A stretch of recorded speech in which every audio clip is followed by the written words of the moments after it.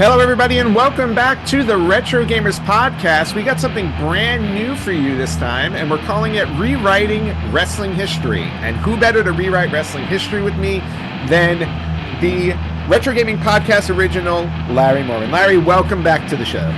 Thank you very much, Anthony. It's great to be back, especially in this atmosphere, to rewrite wrestling history. I mean, who to better than to talk about this, especially at such an epic event like the Royal Rumble 2000. Yep, and Royal Rumble 2000 is the first one that we're tackling. We're doing it with the WWF No Mercy video game from the Nintendo 64, which makes absolute sense.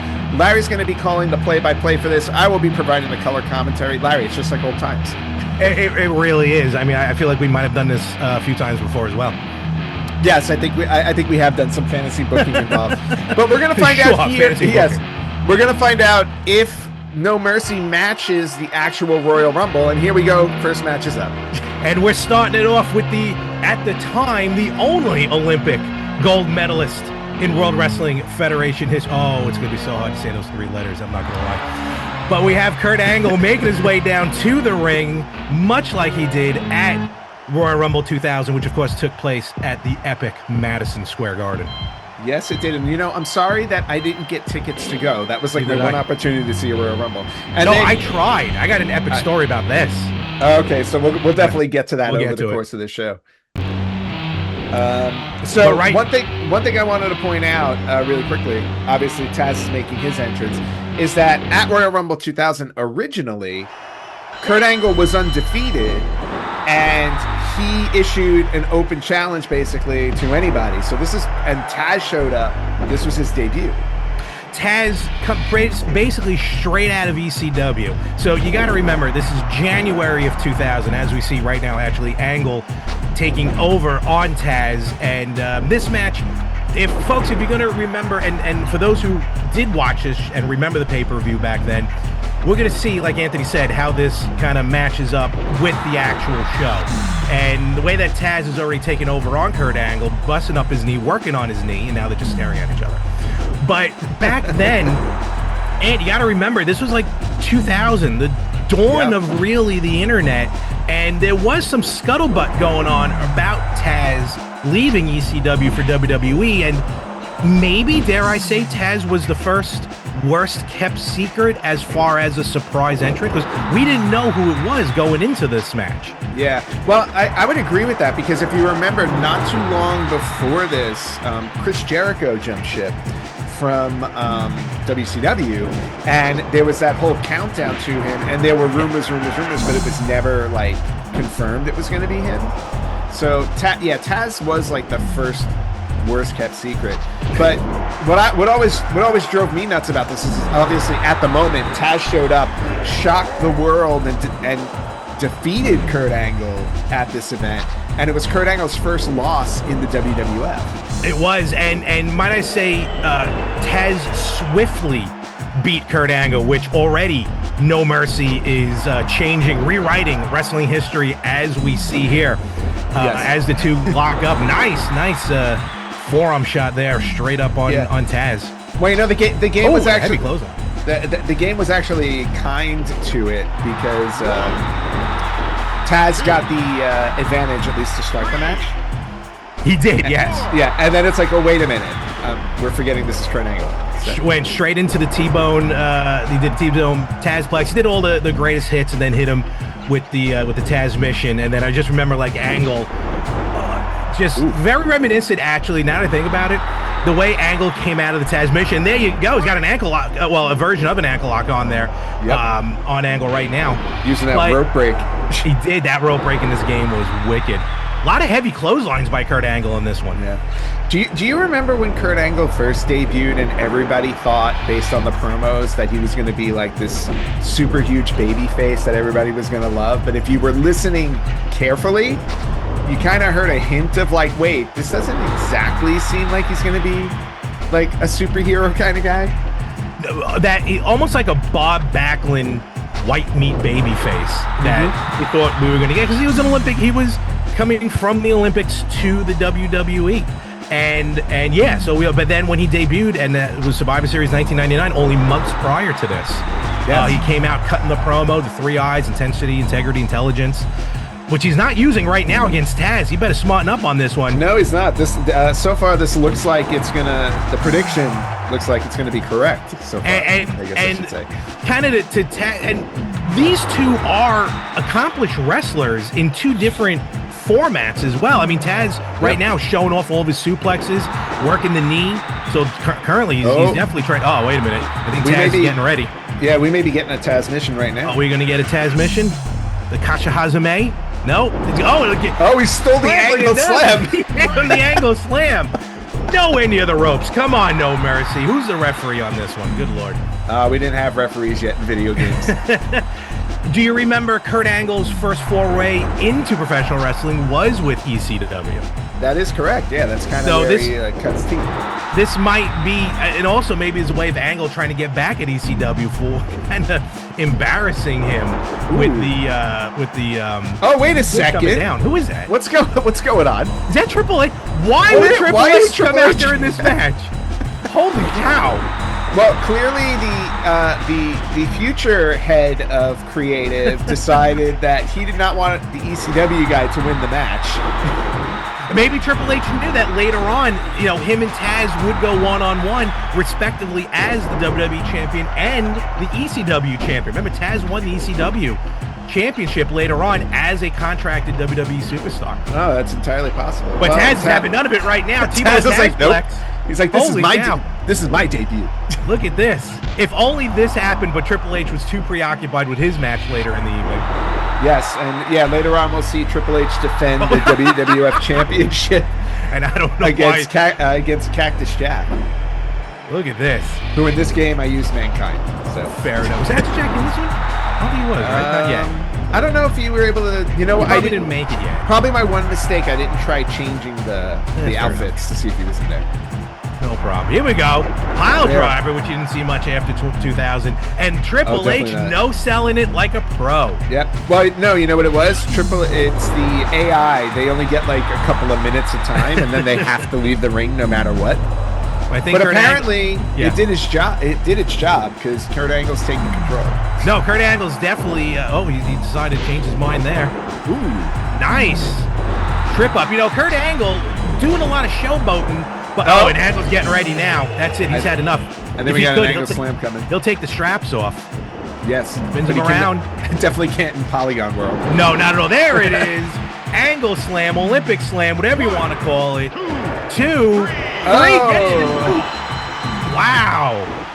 Yeah, so Kurt Angle decided, I'm staying undefeated, Tazz, because you suck.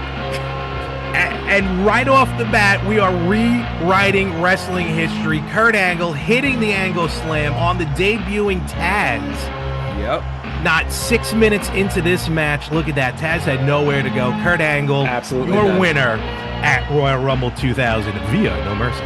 Yeah, well, if you think about where Tazz went after he started in WWE, that all made sense. But coming up next... we have a tag team match with the Hardy Boys and the Dudley Boys.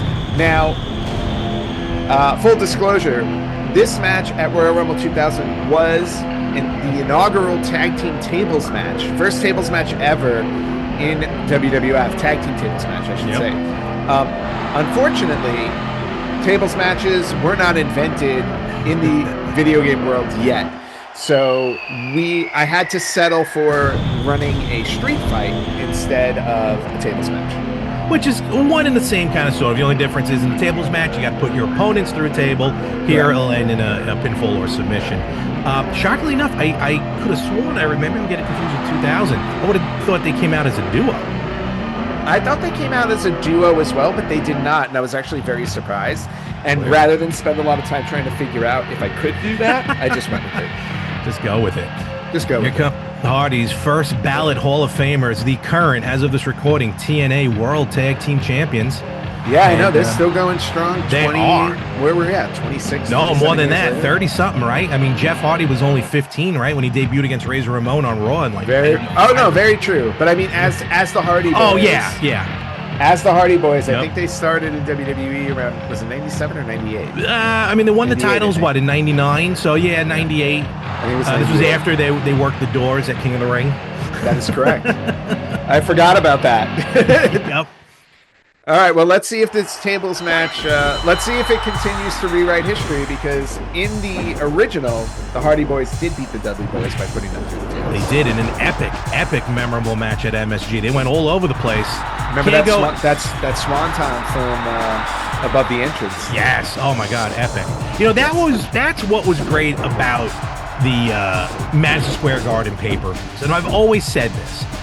You know, when you're able to turn on the TV, and if you just had it on mute, normally you wouldn't know where they are as far as what arena. You might if they had it, because you can, in a weird way, you kind of tell if they looked up and you saw the ceiling. But you knew it was is that a block of cheese? Look at this, yeah, Bubba Ray Dudley. Bubba Ray misread the instructions. You're supposed to grab tables, not cheese. Wrong tag team, Head Cheese. We'll probably see them in the Royal Rumble. Yes, we will. But with the Garden pay-per-views, you knew it was the Garden because of that. Yes. Kind of like how it is in the game here. The entrance was straight across from the camera. Yes. Always memorable. Perfect. Always epic. And then they you know what? The Garden. Small, intimate. You really felt like it was a personal experience. It did. It's crazy. And that block of cheese is doing some damage here right now. But we got Bubba and Matt on the outside, Devon and Jeff on the inside with a rare Insiguri by Devon. Yes. And as you can tell, like, there are no tags, there are no DQs, no countouts. Tornado style. Yep. Tornado style. That's how it's done. And for the going back to the actual match, actually, it's first of all, just to comment on this one, how this one's going, very split. It seems like when one Dudley's against a Hardy, the other Dudley is on the defense. That was a big oh, look at that, going straight to the choke now by Devon on Jeff. And now, this is 2000. They keep switching partners, that's all. They do. I was going to say, this is 2000, so Jeff is probably only one DUI in, so not too bad. Not too bad. Not bad at all. And Devon's handling Jeff really, really well, too. Well, that block of cheese keeps coming into play. I hope it's not the only thing we see. I know. Oh, wait, Devon's ready. Devon with his special, whatever that's going to be. Oh, I don't remember what his special was. I think it's a power bomb. Oh, just a straight up. Ooh, power bomb. Oh, and Jeff is getting up. He wants another. He is, but on the outside, Matt is working over Bubba. Oh, he is getting two of them. This is not enough. Oh my gosh. Nope. Oh, reversal on the outside. Matt hard into the railing. Wait, that's it. We're done. Wow. I was not expecting that at all. Okay. Holy cow. 2 power bombs later, and Jeff is out cold. We are 0-2, folks, as far as rewriting history, meaning compared to the original match, because the Hardys, as Anthony said earlier. Actually, I want to rephrase that. We're 2-0. We actually are rewriting history. Yeah, you're right. All right. Yeah. Apples and oranges at this point. Yeah, but so the Dudleys with 2 power bombs. Oh, and here we go. Coming up next. All right. So leading into this match, let's give a little bit of history on this one. Yes. So going into this match, for the first time ever, we actually had Intercontinental champions. Correct. Both Chris Jericho and Chyna were Intercontinental champions. And, of course, Chyna being the first female to win the Intercontinental title, which she did solo. And then later on, her and Jericho kind of split it. And going into this match, Bob Holly, Hardcore Holly out of nowhere, finds himself into this match and then making it a triple threat where we will solidify that only one superstar will walk out the sole Intercontinental champion. Yep. And I remember correctly when we were watching this, because of the way they had set up this match, it may not, like, looking into wrestling history, you wouldn't think this, but back in 2000, it was completely plausible. Going into the match, the you know how you had the law of reversals and all that stuff, the law of opposites? I could have sworn Hardcore Harley was coming out Intercontinental champion since Jericho and Chyna were the co-holders. It just made sense, No, it totally did. And that's what I was kind of expecting as well. Remember, again, this was early 2000s. There was a lot of fantasy booking, armchair quarterbacking, if you will. Everyone always, I don't know why the computer insists on everyone just jacking up their power stats by posing. Yeah, and now I will also precursor this note. When you did, in No Mercy, when you did triple threat matches and tag team matches, when it came to the AI, they were notorious for doing one of two, right? One thing they would do is always break stuff up. But sometimes they would just stand there like doofuses and just like let things happen.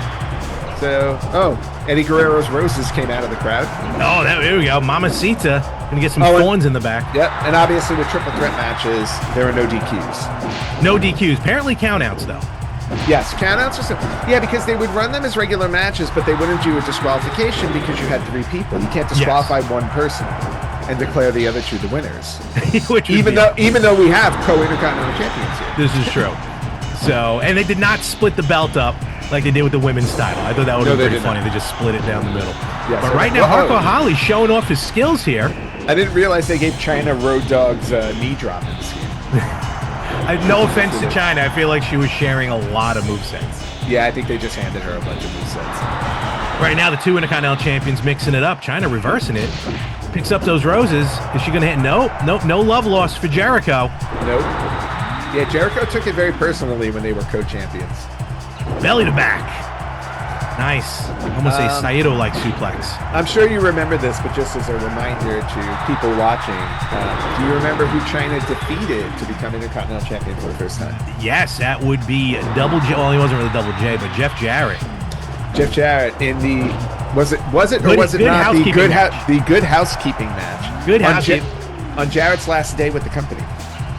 Not only last day, I don't think he was under contract. I think his contract was up the day before, and he was just, it was a handshake deal, and he was just, doing business properly, actually. Well, I heard that.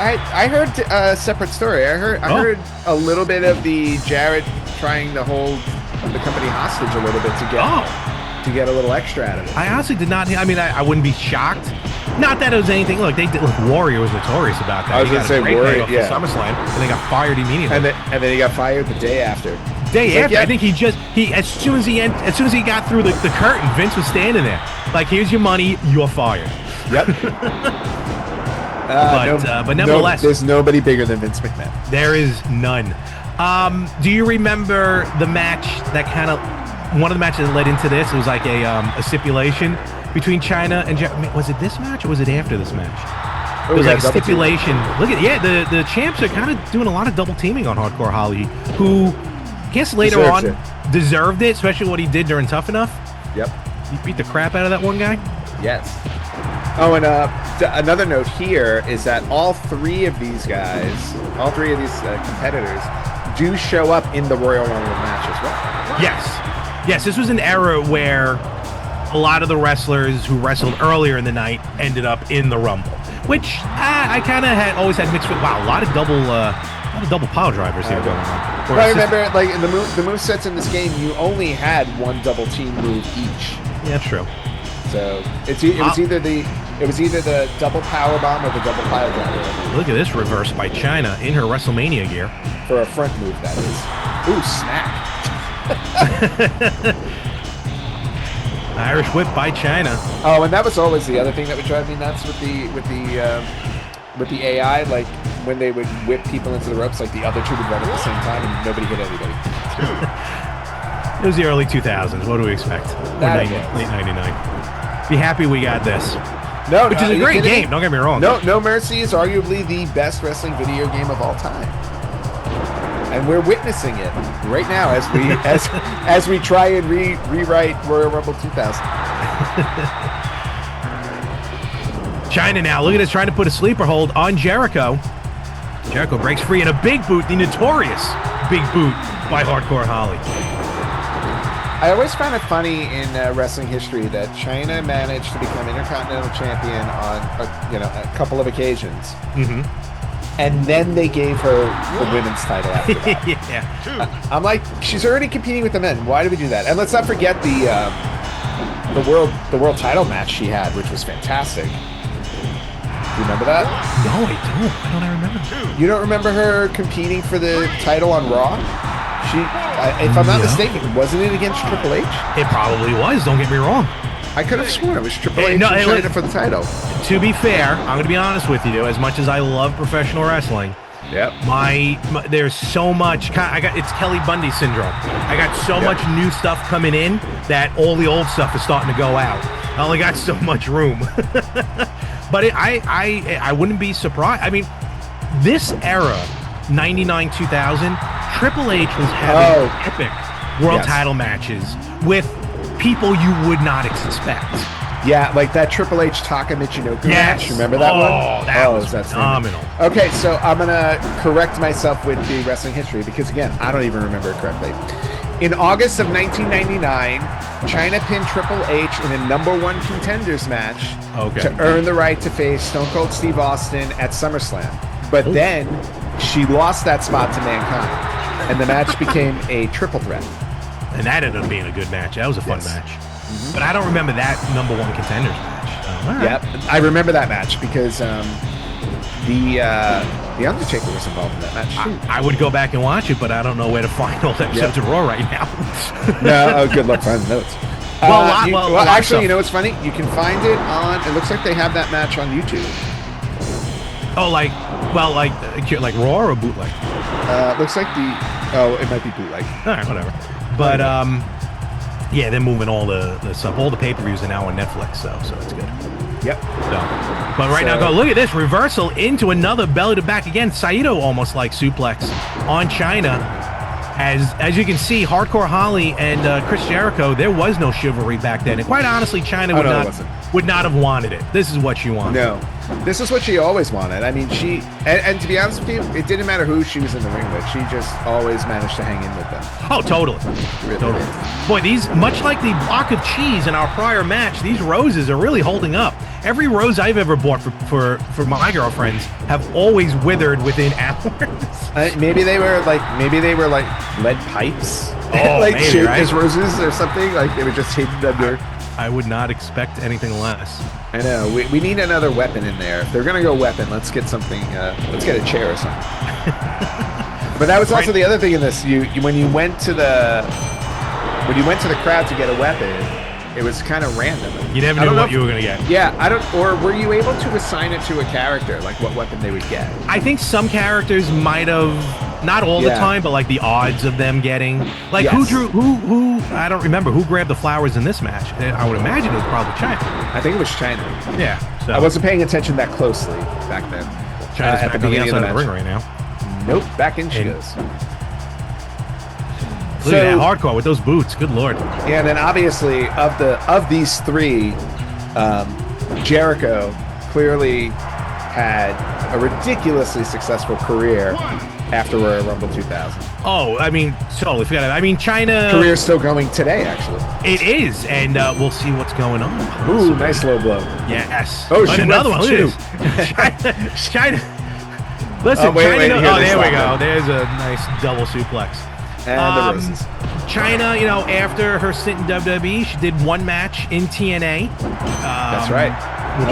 Wow. Bob Holly's not having kids. No.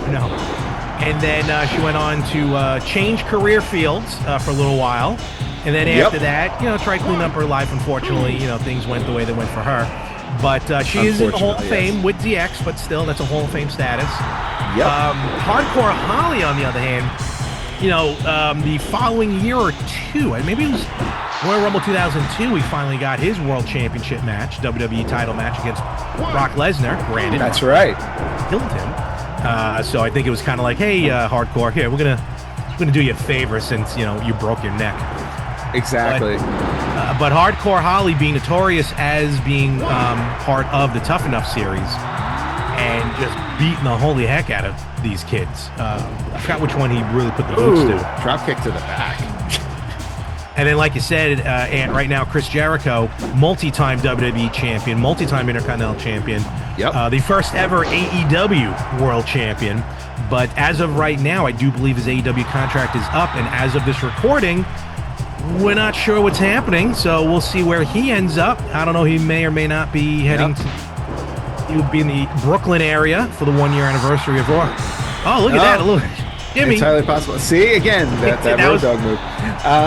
Jericho, I know he's up in the air right now, but, remember, when he switched from WCW to WWF, WWF treated him like such a big deal, which was not where he was at in WCW. WCW, he was a cruiserweight. Mm-hmm. They didn't believe that he had the ability to be world champion or even a mid-card champion, He made it to did he win? I can't remember if he won the TV title. I know he never won the U.S. title in WCW, which I thought he did. Now, Chris Jericho, don't get me wrong. Now, Chris Jericho is like my 1A as far as wrestling. I mean, I'm Hulkamaniac all the way, but Chris Jericho is 1A for me. So I've definitely been following his career, and you're right. He didn't get his dues in WCW. Listen, he debuted in WWE's Y2J, the Millennium Countdown. Yep. You know, epic encounter on the mic with The Rock for his debut. But then he did kind of trail off for a little bit. But remember, to make your debut at that time with The Rock in the ring really meant that WWE, or Vince McMahon, WWF, whatever you want to say at the time, knew that there was something special about him, and they were willing to give him a chance. No, correct. But even Jericho said in his books that early on, some of that booking was not, like, people were almost losing faith in him for a little while. Same thing happened with John Cena. Look what happened with John Cena. John Cena was about to be fired. That's right. And then magically, you know, Stephanie heard him rapping in the back of the bus. Yep. And the rest is history. Yeah, imagine, you know, it's almost like, that's a whole other type of rewriting wrestling history that we can't do, where it's like, what happened, what would have happened if John Cena got fired? Oh, forget about it. Yeah. You know, it's amazing. Oh, look at this. Nice. Falcon Arrow. Yeah, and Chyna's like, nope. Yeah, Chyna's like, forget about it. No, you're not getting that pin. You're not getting the title, Holly. Not today, Bob. Not today. Yep. Well, also, cousin Crash. I was going to say, at this point in time, Crash Holly was also, Crash. Not Crash too long Holly. after this, Crash Holly shows up and we get the tag team, the Holly tag team. We get the Hollies, and not only that, but Crash Holly just dominates the hardcore division. That's right. And With epically 24/7 rule. having a hardcore match literally right around the corner from us in Brooklyn, New York, growing up. Fun Time USA. Fun Time USA. It's still marked as one of the top 10 hardcore title matches of all time. That was fantastic. That was amazing. It was him and the Headbangers, right? Yes, it was. Yep. They went so all over that place. That was so much fun. Meanwhile, we couldn't even get in to get an autograph. But I was just going to say, well, you remember that? There was that one time at Fun Time USA where we did get a few autographs. I think was it. Oh, we went a bunch of times. Yeah, I remember when Kane was there. Oh, Jericho. Oh, wait, we got. Oh, look. What did he pull? Is that Mick Foley's book? I think that's The Rock's book. Oh, is that The Rock's book? Is it The Rock's or Foley's? It is I The can't Rock's. tell right now. No, it's The Rock's book. You're right. What a big book. I don't remember it being that big. Yep, Yeah, it is. The Rock's. Definitely The Rock's book. Well, you know what? It's somewhat fitting because later on we have the Royal Rumble coming up, which The Rock won in 2000. With some debate, but we can talk about that when we get there. We'll get there and talk about that. Look at this. These three now are just throwing hands. That's it. This isn't even the match. They're just like, nope, we don't care. We're just gonna kill each other. Ooh, very nice. And broken up in 5 seconds. Or 5 seconds. The idea of incapacitating your opponent was not a thing in 1999. Well, it wasn't a thing in this game. That's why some matches would last forever, you know? Forget about it. Oh my gosh. But of the three, like at the time, I know we were talking about it earlier, that our thought process was Bob Holly was walking away with it. Did you have a preference at the time of who you wanted to see win this? Oh, yeah. I mean, look, I'll be honest. Chris Jericho, again, being a huge Jericho-holic that I am, I was totally all for Jericho taking it. Okay. Yeah, and if I remember correctly, I wanted Chyna to take it. Just for fun. Look, Chyna was a good Intercontinental champion. And, oh, yeah, she totally was. You know, and on top of that, she had the cat with her, so that was cool. Yeah, very true. Oh, look at this. Oh, wait a minute. See, this is... Oh, look at this. Suplex, bringing him in a hard way. Holy cow. And then Chyna's like, get out of the ring. Chyna, turn around. This is your opportunity, Chyna. Come on. Nah, they wanted... Back in the ring. They wanted a pose. Oh, the roses are gone. Now we just have the Rock book. Crack. There's only so much pixels they could use. It's very true. Very limited. Man, the Rock book just flopping around. That might have been one of the few books I didn't read. Not because I didn't want to, I just didn't get to it. Yeah, I never read the Rock's book. Oh my god, the first Mankind book was... Honestly, I think that was the only book I ever read, was The Have a Nice Day. That was the first book I ever read not literally, but the first book I ever read, like, where I wanted to read a book. Oh, Chyna's about to go on special here. Uh-oh. Yep. What move did Chyna's they going to give her? him all. I wasn't paying attention earlier. Let's see which. I don't remember. They gave her the pedigree, of course. Oh, yeah. Oh, no. No power bomb? Yep. I guess they just give people power bombs. They don't know what to give them. Yeah, what do we give them? Oh, wait, Jericho's going to get one. Nope. What's he getting? No, reversal. Nope, No, here we go. Another power bomb. Go for the Might have time here. Nope, she's going to extra damage. She wants to read. Look at this. She chose to read, and that cost her. Holly, she was showboating. She wasted too much time. You can't do that in a triple threat match, folks. Yep, and she's paying for it now. No. Never mind. Oh, another reversal. A lot of reversals going on in this match. Oh, paper cut right to the jaw. We also remember, like, the Intercontinental division at this time too. They would often carry the weight of the company, like with the matches, the quality of matches they had, because the roster was so deep at the time. I mean, it was always known as a workhorse title anyway. So. Yep. Maybe until the Honky Tonk Man, but be that as it may. Well, yeah. The Honky Tonk Man kind of changed that. Yes. But it's like, nope. I'm just gonna take countouts. Oh, but Chyna's going for another low blow. I don't know what she was doing there. No. Oh, reverse Look DDT. at that. That's Scorpion death drop. Yes. Jericho's in trouble. They're targeting Big Jericho, trouble. and rightfully so. Look at that move! Holy cow! I don't know what just happened there. Hardcore Holly with the giant book to the side of Jericho's head. Another Scorpion death drop by Chyna, and a cover. And of course, Holly's not having none of that. No, Bob's like, no, you need to read. Here. Get it on audio tape. Oh! On the ground. On the head. Chyna tried to take advantage of that one. Why not, Chyna? Why not? Sure, why not? Oh man! Oh, here we go. Maybe. Nope. No, reversal. Top of too reversal. much for hardcore. Naturally, nice hardcore body just slam. wants to go for the book. Oh no, Chyna's got the book now. Here, Chyna's you do some like, reading. Screw you. Yes. Read my book. Exactly. Does Hardcore Holly have a book? Did he have No, I was gonna say he's the only one in the ring who does not have a book. I think he does have a book. Does he have a book? I don't know. You know what? You keep calling the match. I'm going to look it up. All right. Well, with that being said, Chris Jericho now in firm control of this match until a strong right hand by Hardcore Holly. Oh, went for a low blow. Somehow, Chyna got the low blow and then went straight into a collar and elbow tie-up. Well, you know, honestly, he shouldn't have been allowed to have a book after the whole race car persona. But, yes, he does have a book called The Hardcore Truth, The Bob Holly Story. So a book does exist. I might have to read that. Oh my gosh. I can't imagine what he would talk about when we bring up the whole Thurman Sparky plug nonsense. So he could talk about driving a car for TV, and having his back sliced open on that table shot when he was in ECW. Oh yeah, I remember that. WWF ECW. Yep. And then having his neck broken by Brock Lesnar. That's about the extent. And his all career-defining moments. Exactly. Then his side of kicking the crud out of the Tough Enough kid on Tough Enough. Oh, is that Daniel Puder? No. That was something totally different. Oh, it's a different one. Oh, Holly on the outside of the ring. Chyna has a shot here. Go for the pin, Chyna. Let's go. We have other matches to call. I mean, at this point, I do believe Hardcore Holly was trying to grab a microphone or something. Ooh, but small package. Look at this.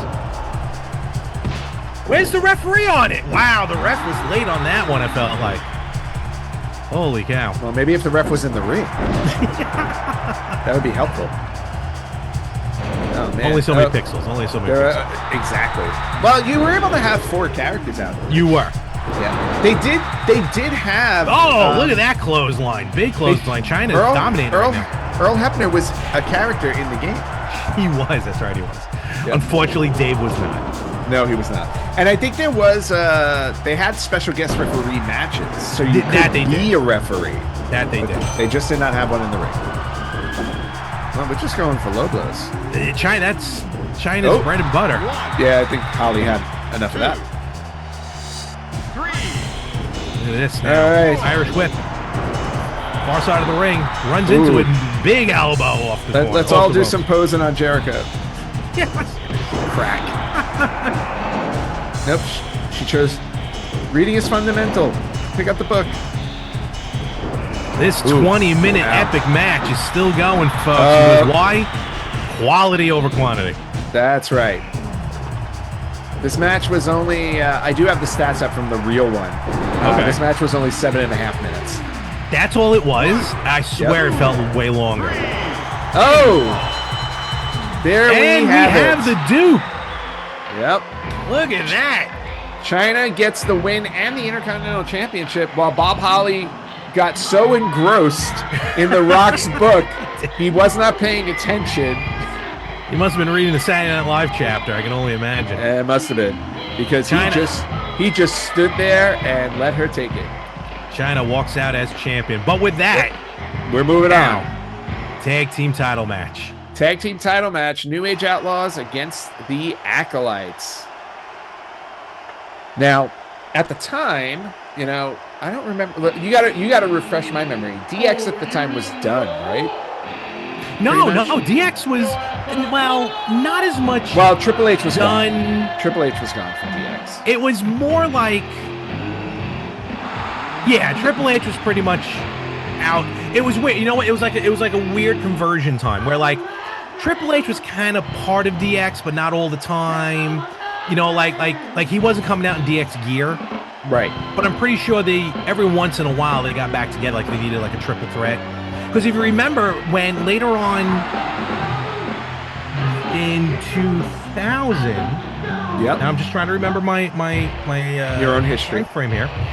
When the big jump from WCW to WWE with Malenko, Guerrero, Saturn, and He Who Shall Not Be Named. That was 2001. Yep. Yeah. So, you know, they had those series of matches, and it was kind of against DX. So it was against like the Outlaws, Triple H. So again, it was like they were there, but they weren't like full DX like they always were. Yeah, true. Oh, and for some odd reason, when I recorded this, they had the Acolytes as the tag champs, not New Age Outlaws.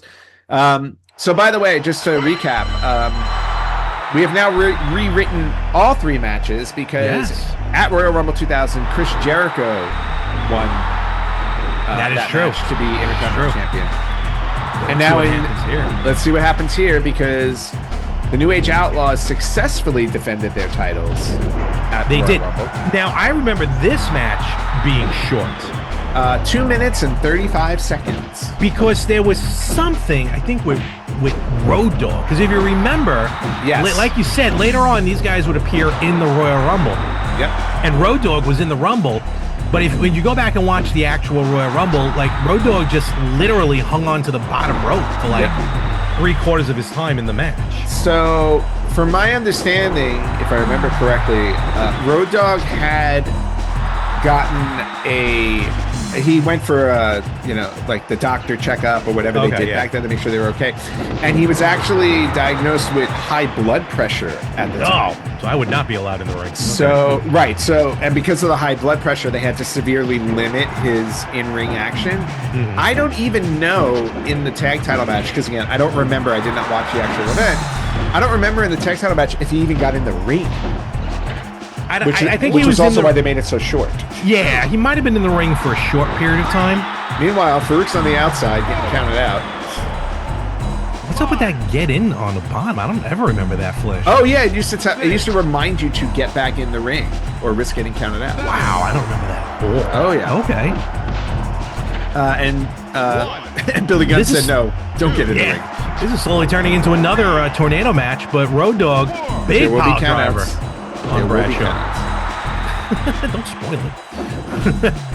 No. I'm saying there will be countouts. I got you. I know what you're talking about. There will be countouts in this match. I got you. It is not. This is a traditional tag title match, folks. Correct. And right now, Farouk is laying into Bradshaw. Into Road Dogg. Double tag. Yep. Two hot tags happening at once. And some gyration to boot. Oh, there goes Road Dogg. Farouk said, forget that. I'm on my way out as well. Yeah. He's like, okay. It's like, me and my blood pressure gonna go outside. 2, 3. I feel you, Road Dogg. I feel you. Now, this was the other thing about tag matches, because the illegal partner could keep the other partner, I was gonna say, other guy out of the ring. Right now, we're at 7, and Billy Gunn is the legal man for his team, and Bradshaw's in the ring. Yep. What's Billy Farouk Gunn gonna made do? it back in. Well, they're on the apron, and the ref decides to take some digression, if you will, and stop the count early. Discretion? Yeah, take it. There you go. Big Irish whip and a big boot to the face. I used to like how when you did tag matches in this game, you were able to, as the outside partner, you can grab people inside the ring. Yes. That was always fun. Yes. Not so fun in a Royal Rumble match when somebody would drag you out of the ring at the end and cause you to lose. Yeah, that was a little tough. Fun. That was never cool. But right now, full control again. Bradshaw, of course, would be a future WWE champion, the longest reigning champion in SmackDown history at the time. Yeah, he was Bradshaw. He disappeared for like 2 or 3 months, came back as JBL, and the rest is history. And we saw the early iteration of the clothesline from hell there before. Right. But now Billy Gunn coming back. Nice neck breaker by Billy Gunn.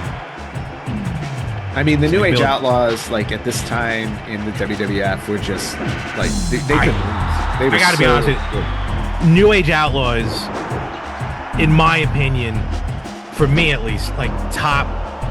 I'm gonna dare say top 3 tag teams for me. I love ever. Yeah. Oh wow. My God, that's saying a lot. But that's also because like maybe that was just timing and age. You know, the Attitude Era. You know, like formed a lot of youth in America, whether some people wanted it to or not. You know, like that the culture at the time, and I was all about the Outlaws, that brash, in your face and everything. Even though I was not like that, but no, I love the Outlaws. Well, and they had so many memorable moments at the time. Oh, 100%. You know, who will ever forget the dumpster when they pushed? Well, that's what kind of led Charlie off the dumpster. That's what led him into GX, and that's what kind of put him on. You know, you had going into this, you had Rockabilly, and you had Double J, Jesse James. So you know the Road Dogg. Oh my gosh, Rockabilly, managed by the Honky Tonk Man. Yes, yeah, because he was looking for his next Intercontinental champion. He was only a couple years too early. Yeah, I was just gonna say it did not work out. All 4 men in the ring, but Farouk said, you know what, forget this. Bradshaw's got it. Yeah, he's like, Bradshaw's on his own. That's it. He doesn't have as much right now because Road Dogg's lacing into Bradshaw. Yeah. Big headbutt blocked. No. Blocked. Wow. With a big suplex reversed by Road Dogg. That heart is pumping. Blood pressure, not so much, though. Yeah. And the Acolytes, you know, like going into this, they were more APA, but I enjoyed the Acolytes. Of course, the Hardys won the tag titles off the Acolytes originally, which was huge back then. Oh, here we go. They were just talking about with the outside interference from the tag team partner. Very nice. Get him back in the ring for that special. Road Dogg is ready to go. Yeah, Bradshaw's like never mind. Oh, nice move by Billy. Nice. Holy cow. Oh, I think Farouk may be getting that special. Maybe, but Bradshaw and Road Dogg are legal. Yep. Now, normally titles do not change hands on a countout or a disqualification. That is correct. So maybe Bradshaw would be smart just to keep the titles, lose the payday. But Billy's keeping him on the outside. We're at 6. Big suplex on the outside by Bradshaw. He's got to get back in the ring, or at least on the apron, apparently. And he's back in. And for some reason, going over the top rope. Yeah, I never understood why they had him go over the top rope. He never did that. I don't remember that at all. Now it's Road Dogg's turn to go outside. Oh, never mind. You know, all 4 having history in, you know, we were talking about history before in the triple threat tag match. You know, Billy Gunn's career basically resurged in AEW. I mean, the man's got to be, if not 60. I think he's 60. Yeah, he's and in 60s. still jacked. Yep. So, unbelievable. Road Dogg working behind the scenes currently in WWE. Well, and his kids are there with him too, right? Yes, the Guns are in AEW, and they were former AEW tag champions actually. I think they might be doing more stuff in New Japan now. I might be wrong.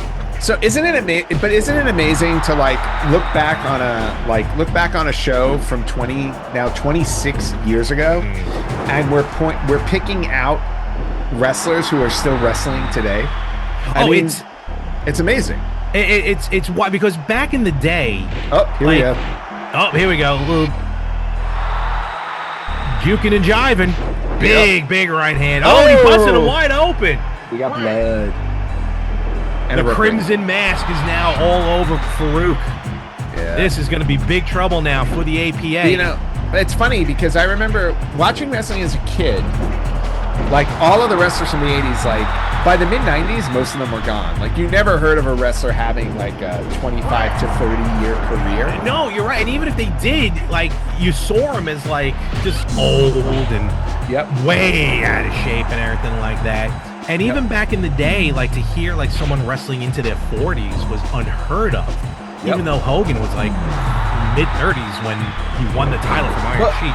Well, and remember the famous like Bob Backlund comeback in the early 90s? All they kept saying, like on the mic, like he's 43 years old. He's 43 years old. Well, that's because George Foreman made a comeback in boxing, and he was 46, and that's all people talked about was that Foreman was over the hill.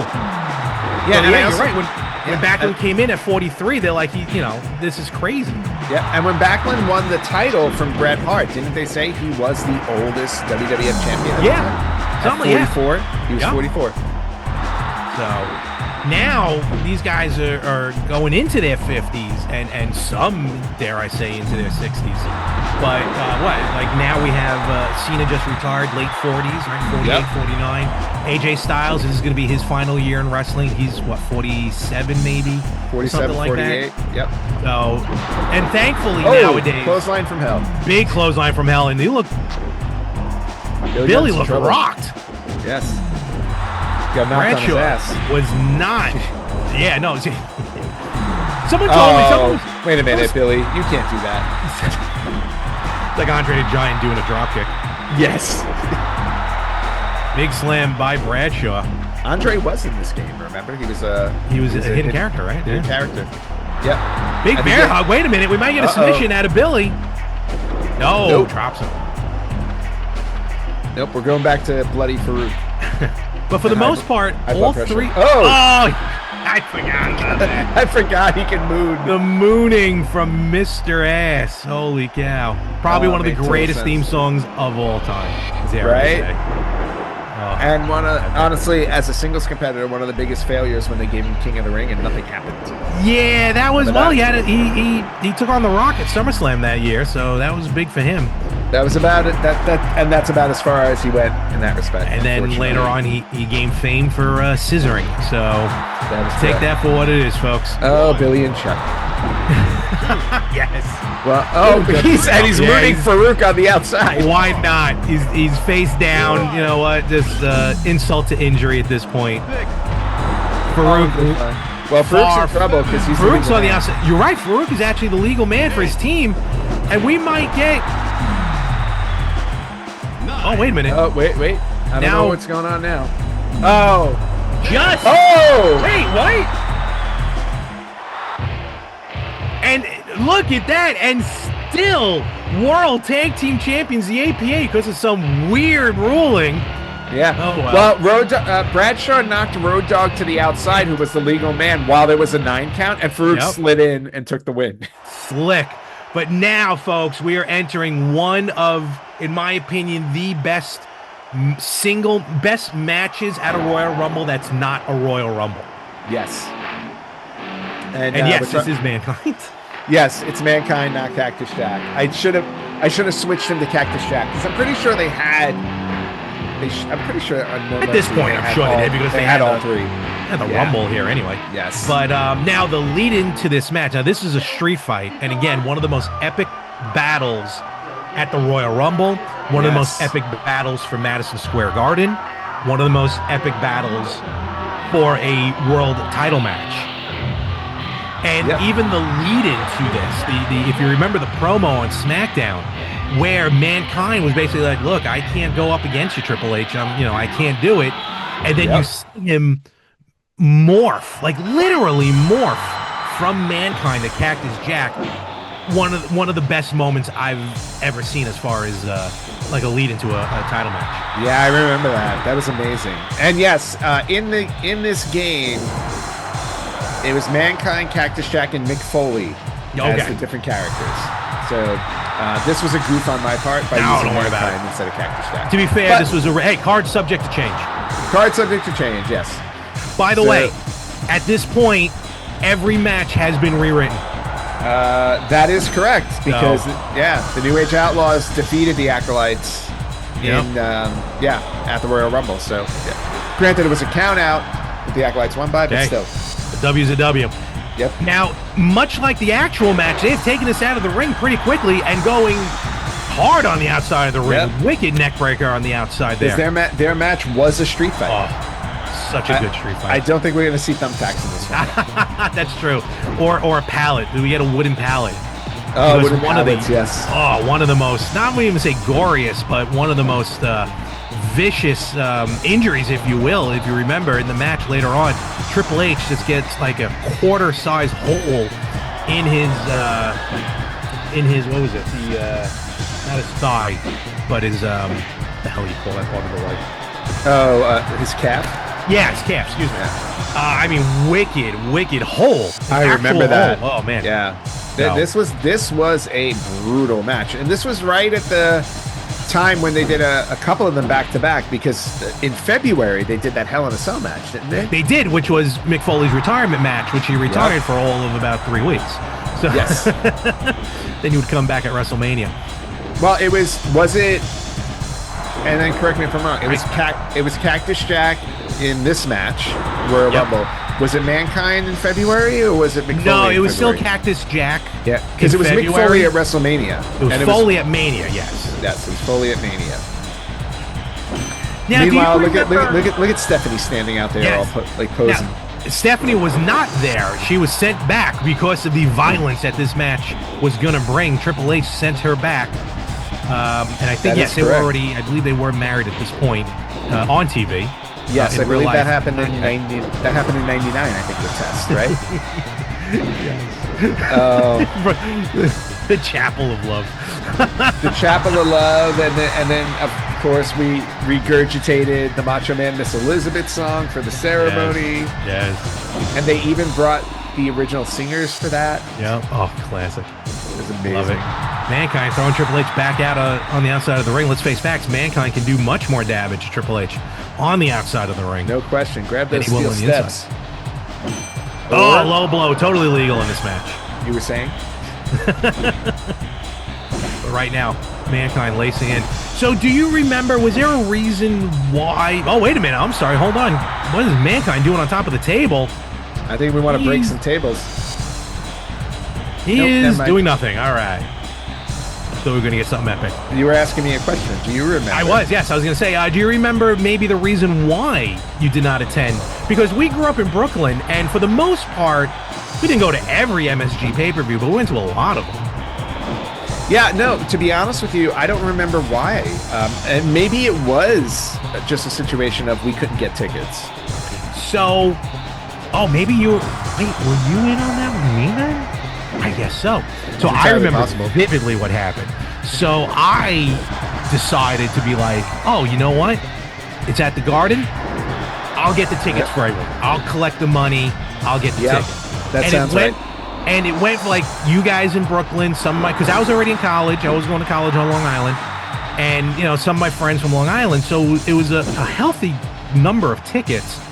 But I remember it ballooned from like 5 or 6 to like I had like 20 people give me money for Rumble tickets. Oh, wow.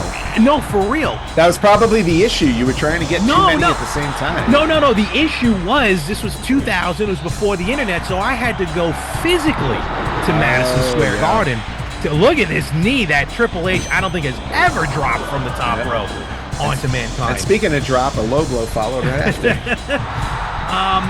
No, I had to go to the Garden literally to get the tickets, and when I got there, the line was already around the door just for the ticket booth. Wow. So by the time I got there, and by the time I didn't even get to the ticket seller, it was already sold out. This was back in the day. Was this before or after? Because funny enough, the Spice Girls is actually the reason why there's a ticket limit at Madison Square Garden. Because I remember me and a friend of ours actually tried to get tickets for the Spice Girls, and they were pretty quickly. Maybe it ended up... What a way to connect the Spice Girls to wrestling. Thank you. If I only can, right? Absolutely. I'd rather not. So I ended up just not being able to get the tickets. And then I remember, I was slowly giving people back then, this is way before PayPal. PayPal wasn't even a thought for anyone, so it was all cash. So I'm giving money back to people. And I just remember like this one guy. I don't even know who he was. He was either a friend of someone's or a boyfriend's of somebody. And like I was working in the store, and like I'm in the back, and, like employees only, and this guy's back there. I'm like, wait, who are you and what are you doing here? And he's like, I want my money. I'm like, what are you talking about? Like, he was just like, he was being such a jerk. Like, I would obviously, I'm not keeping anyone's money. I wouldn't give it. I just haven't had a chance to divvy out the money. And this guy's back there, like, not physically strong-arming me, but like trying to like bully me into giving him money. I'm like, bro, all right, relax. Like, I'll never. Oh, we got this. We got. I guess it's a. Yeah, I was gonna say can't be anything alcoholic, but I don't. No, it couldn't be. It couldn't be a Steve Weiser, so it's called the Steve beer. Yeah, exactly. I don't. I gotta be honest with you. Maybe it's my age. I don't remember the beer prop. I don't remember the book prop in this game. Oh, I remember it. I remember the cheese. Yeah, I remember the cheese. I and remember the roses. I remember the 2 book props because you could pull the Mick Foley book out. Okay. If I remember, Mankind waiting for a count out, but there is no count out in this match. No count out. No, he's just posing to build up his special. And now he's going outside as Triple H goes in. Yo, switcheroo. Going in, I'm going out. Oh, all right, let me go back in. I'm surprised he didn't go after Stephanie. In due time. I'm sure she'll get involved in some way, shape, or form in this match. Nice suplex by Mankind. Those managers.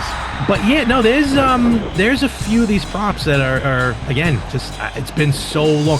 When I got the analog 3D, the first game I played was No Mercy, but I just kind of messed around with it, like singles matches and stuff. Yep. I haven't actually had a chance to create anything like this or do a rumble. Yep. But this is bringing back some good memories. Oh, it's definitely good memories, no question about it. Because we poured so many hours into this in WrestleMania 2000 and WCW Revenge. Weekends. Yeah. Non-stop. I mean, you want to talk about epic, getting the guys over, playing some games into the wee hours of the morning. You know, we had nothing else to do. We had no real jobs or anything. So... No, I think we had school, but we didn't care. No, we definitely had school. Yeah, no, we definitely had school. So, and I'm sure I was coming back on the weekends during college every now and again. Oh, you definitely were. And even in college, I brought the N64 with me. Some of the games, the epic No Mercy and WrestleMania 2000 tournaments that we were doing in college. Yep. Oh my gosh! Yeah, I remember the one thing WrestleMania 2000. I loved the season mode it had in it. Yes. Because it always had a never-ending card. Like it had a card, a full card for every week. Whereas this one was the first. No Mercy was the first game where they went into like a story mode format. Do you remember? I think it was 2000. Do you remember the one match that like everyone always had an issue with getting past? There was a notorious. Wasn't it a 2-on-1 Acolytes match? It was a Yes. Yep. It was a handicap match with the APA. Yeah. Oh, we got to roll up on the outside. Only a 1 count. Yes, folks. It took me forever. Anywhere. Yeah, it took me forever to get past the Acolytes. It was 2-on-1. It was a hardcore for the hardcore title. Yep. So everyone was in the ring at the same time. Oh, it was awful. Terrible. It was awful. In fact, I remember getting through that match. I did the way I got through that match, I don't remember exactly what I did, but it only took me, I think, like a minute or a minute and a half. Wow. To get through it. But no. But that was after playing it like 20 times. It was just like the timing worked out perfectly where I got a special really fast, threw one of them out, did the finisher on the other, and I got the win. Ooh. Oh, look at that. A Terry Funk pile driver, actually. Yes. So. Oh, and then a crotch chop. Yep. So there's still some DX there. There's a little DX. Triple H, so he likes picking up the beer. He likes picking up the beer can, but he doesn't like using it. The way that looks, Mankind's head bouncing off the stairs. Yep. Oh, man, Mankind get out here. On the outside. Yeah, exactly. Get out Holy here. Cow. I still got to beat the crap out of you. Now, will we get an in-ring interference as we kind of did in the real match? The Rock eventually came out. That's right. With a vicious chair shot to Triple H. Well, so far we're not seeing it, and only one person can come out to interfere. Because we got someone. Oh, somebody's coming out. Speaking of the devil, And it's Austin. Of all people, here comes And Stephanie. here comes Stephanie to take on What Austin. is happening? Stephanie slapping Austin on the outside. Stephanie was holding her own, but Austin said, forget this. Equal opportunity, baby. Oh, no, Stephanie with her right hand. Having some more fun watching on the outside, but right now, Mankind is taking over on Triple H. What is she do? I think she's kneeing him in the face. She's doing something, and Austin is having a terrible time. All right. Big suplex. Total melee going on here. Front suplex on Mankind. Austin better pay attention. He came out to attack Triple H, not Stephanie. Up there he is with was that the barbed wire baseball bat? That is a barbed wire baseball bat. It's Stephanie said, nope, don't touch my man. Now, you got to remember, Stephanie has some wicked slaps, so this all makes sense. And they ran out of time. There they go. You know what? We're good. We're just going to leave now. Thank you. I would have liked to have seen the bat get some use. Yes, they politely leave the ring. Mankind just threw the can out of the ring. He just said, there you I go. want the bat. Clearing some room. Of course, there was a barbed wire 2x4 in the match. That's right, there was. And then replaced by another barbed wire 2x4 in the match. Oh, man. That was such a wild match. Poor Hugo Savinovich. Well, we may be seeing a new champion coming here. Uh-oh. Is it possible? No, oh, wait, I'm sorry. No, Triple H says, no, boss's son. Sorry. Look at that. I'm the son-in-law. Since the dawn of time, family stays with family. Wrestling. Classic Triple H right there. Yes, high knee. Harley race like high knee. And then he got confused and didn't know what to do. Nash whipped by Mankind. Ooh, what a maneuver. It's a pretty good match, actually. So far, so good. You know what? Not for nothing. The actual match was fantastic. This match here is doing really good. Really solid match. I was kind of hoping for The Rock to come out, but I'll take Austin. Hey, look, we got Austin. Can't complain, right? Side suplex in front of Stephanie. At this time, Austin was he was out on injury. He was injured. Yep. Yeah, because Rikishi ran him over. Took him out. Yep. Did it for The Rock. Talk about a year-long storyline. I know. It was one of the first. That really was. Such a good story, too. Who took out Austin? That's how Rikishi started talking. Poor Rikishi. We'll be seeing Rikishi soon. He is in the Royal Rumble. Yeah, excellent. Dude, so you want to talk about with his best friends at the time. Too cool. Oh, small package. Whoa, wait a minute. 2, 3. Oh! Hashtag and still. Well, just for the first time tonight, we have a correct prediction. Yes. Triple H retains the World Wrestling Federation Championship against Mankind in a hard-fought battle. Stone Cold ended in a small package. It sure did. Hey, look, some of the best do. It's the simplest ones that do. There we go, right there. There he is, your World Heavyweight Champion, your WWE Champion. With the boss's daughter. Oh, if only. All right. I will say, it was a really good match, but here we go. We're coming up on the Rumble. The piece de resistance.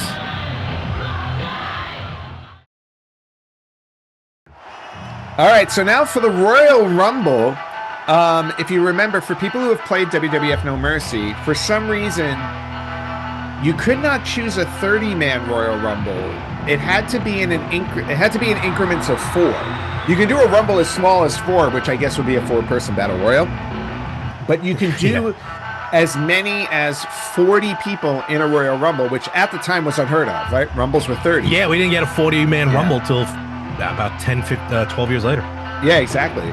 But at the time, in this game, you had to pick either 28 or 32 competitors. So I went with 32 for the Rumble because for people who have seen the original Royal Rumble 2000, Taka Michinoku and Funaki wanted to be in the Rumble, but there wasn't enough room for them. So they kept running out during the match to interfere until Taka got legit injured. Yeah, oh my gosh. Yeah, which they showed over and over and over. Yes, because Jerry Lawler kept asking them to. Yep. And then obviously to start the Rumble, it didn't start with numbers 1 and 2. It always started with the first 4 competitors in the game. Yeah. So I threw Taka and Funaki in at number 1 and 2 just to get rid of them. And then everybody else in the game Enters in order of the number they pulled, including characters I had to create to make this Rumble legit.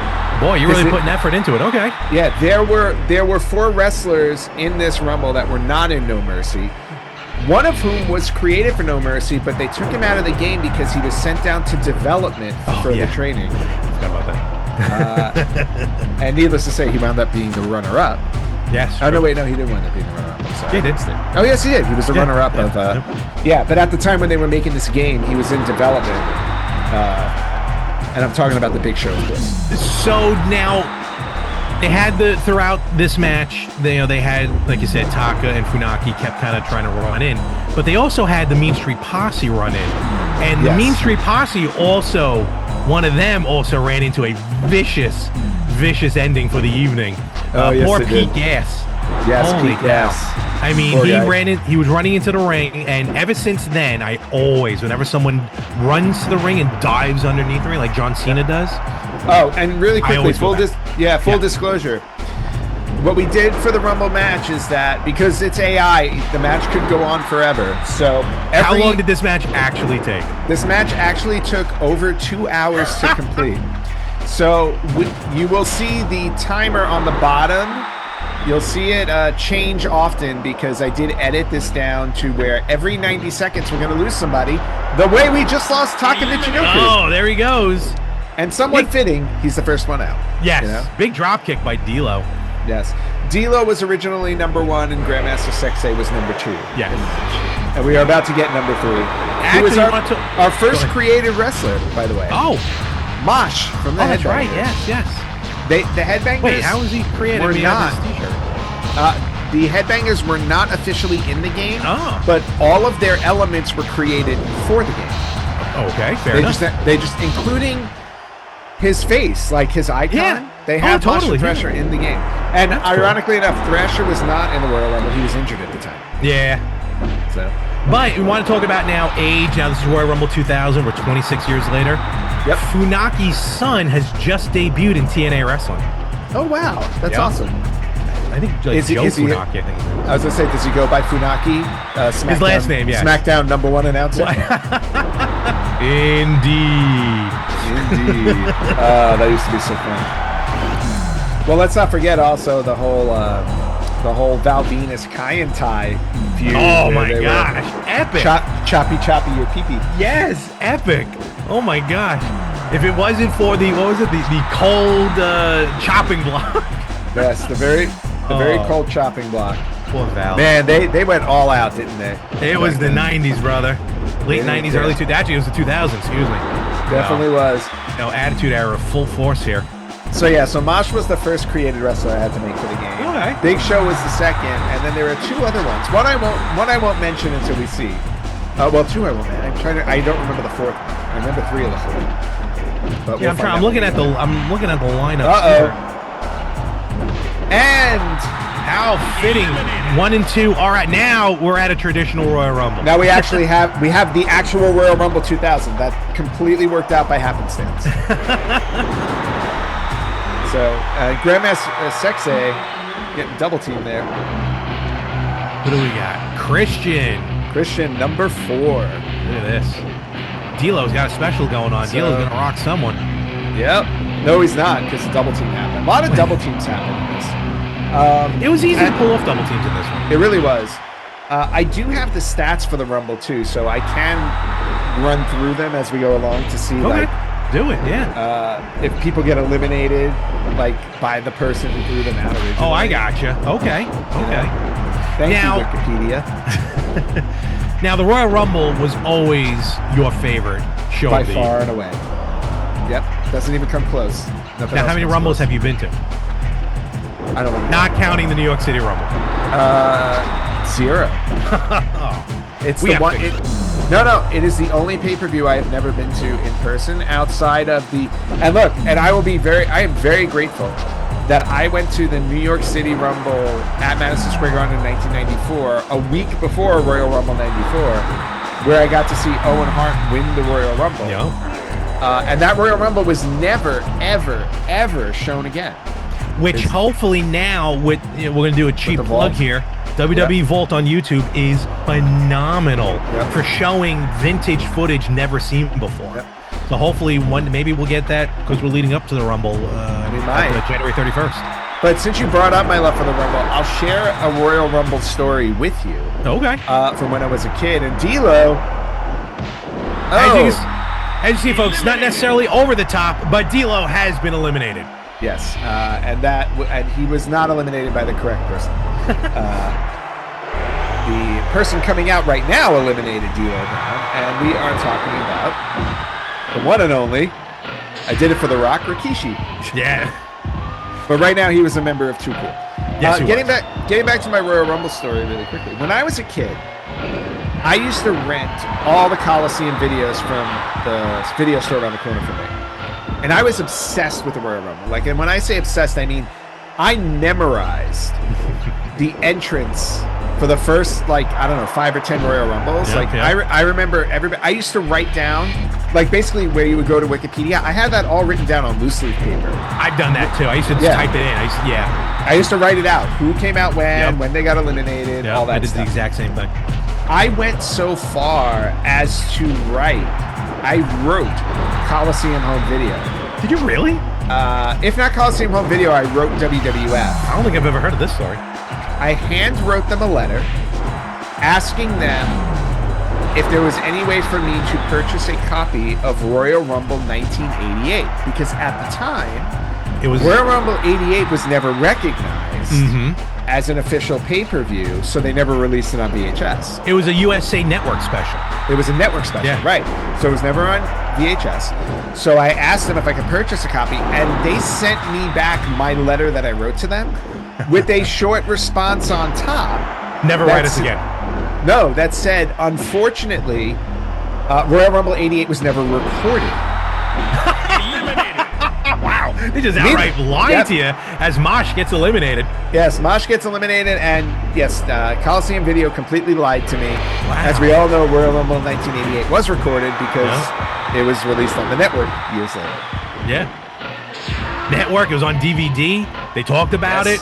Exactly. Oh my gosh. And now we have all of Too Cool in the ring, similar to what happened in Royal Rumble 2000.